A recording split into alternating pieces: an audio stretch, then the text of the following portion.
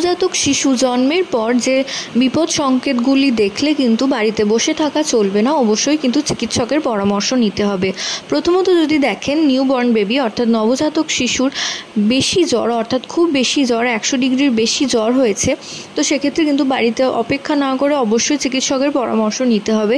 এছাড়াও যদি দেখেন যে বডি টেম্পারেচার 98 থেকে কমে গেছে, 97-এর কাছাকাছি চলে গেছে, এটাও কিন্তু নবজাতক শিশুর বিপদ সংকেত।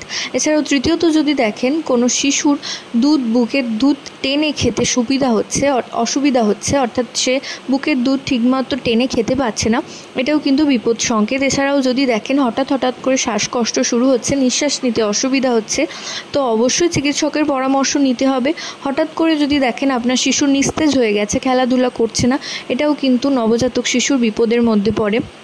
এছাড়াও যদি দেখেন হঠাৎ করে খিঁচুনি হচ্ছে বা অস্বস্তি বোধ করছে সেই শিশু, অবশ্যই চিকিৎসকের পরামর্শ নিন। এছাড়াও জন্ডিস জাতীয় সমস্যা হলে কিন্তু বাড়িতে একদমই বসে থাকা চলবে না, অবশ্যই চিকিৎসকের পরামর্শ নিতে হবে। তো এই বিপদ সংকেতগুলির মধ্যে যদি একটাও লক্ষ্য করেন আপনার শিশুর মধ্যে রয়েছে, অবশ্যই চিকিৎসকের পরামর্শ নিন। ভালো থাকুন, সুস্থ থাকুন, সাবধানে থাকুন, এই কামনা করে ভিডিও এখানেই শেষ করছি। নমস্কার।